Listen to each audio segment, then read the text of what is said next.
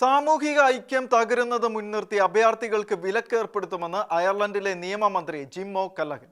അഭയം തേടുന്ന എല്ലാവരെയും അയർലൻഡിലേക്ക് സ്വാഗതം ചെയ്യുന്നത് അയർലൻഡിന്റെ പാരമ്പര്യത്തെ തകർക്കുമെന്നും അദ്ദേഹം പറഞ്ഞു. കഴിഞ്ഞ ഒരു വർഷം കൊണ്ട് 18,500 അഭയാർത്ഥികളാണ് അയർലൻഡിലെത്തിയത്.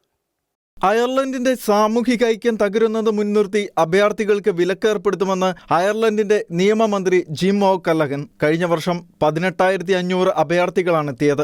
ഈ സംഖ്യ കുറയ്ക്കണം, അല്ലാത്തപക്ഷം നമ്മുടെ സാമൂഹിക ഐക്യം തകരും. തെരുവുകളിൽ കൂടുതൽ ടെന്റുകൾ ഉയരും. ഗവൺമെന്റിന്റെ നിയന്ത്രണത്തിലില്ലാത്ത ഒരു സംവിധാനമായത് മാറുമെന്നും മന്ത്രി വ്യക്തമാക്കി. എന്നിരുന്നാലും എത്ര അഭയാർത്ഥികളെ രാജ്യം അനുവദിക്കുമെന്ന് മന്ത്രി വെളിപ്പെടുത്തിയില്ല. ഇംഗ്ലീഷ് പഠിക്കാൻ അയർലൻഡിലേക്ക് വരുന്ന വിദേശ വിദ്യാർത്ഥികളുടെ എണ്ണത്തിൽ കുറവ് വരുത്തുമെന്നും മന്ത്രി ആവർത്തിച്ചു. കഴിഞ്ഞ വർഷം 60,000 വിദ്യാർത്ഥികളാണ് ഇംഗ്ലീഷ് പഠിക്കുവാനായി അയർലൻഡിലേക്ക് എത്തിയത്. ഇംഗ്ലീഷ് പഠിക്കുവാൻ വരുന്നവർ ജോലി നേടുന്നതിനുള്ള സംവിധാനമായി അതിനെ ഉപയോഗിക്കുന്നുവെന്നും ഇക്കാര്യത്തിൽ സർക്കാർ നിലപാട് കൂടുതൽ കർശനമാക്കുമെന്നും ആദ്യഘട്ടത്തിൽ തന്നെ ഇംഗ്ലീഷ് ഭാഷാ സ്കൂളുകളുടെ നിയന്ത്രണം ഉൾപ്പെടുത്തുമെന്നും മന്ത്രി അറിയിച്ചു. ലാറ്റിൻ അമേരിക്കൻ രാജ്യങ്ങളിൽ നിന്നാണ് ഏറ്റവും അധികം പേരും ഇംഗ്ലീഷ് പഠിക്കുവാൻ അയർലൻഡിലെത്തുന്നത്. ബ്രസീലിൽ നിന്നടക്കമുള്ളവർ സംവിധാനത്തെ ദുരുപയോഗിക്കുന്നുണ്ട്. അയർലൻഡിലെ ജനസംഖ്യ വർഷം തോറും 1.6% എന്ന നിരക്കിൽ വർദ്ധിക്കുകയാണ്.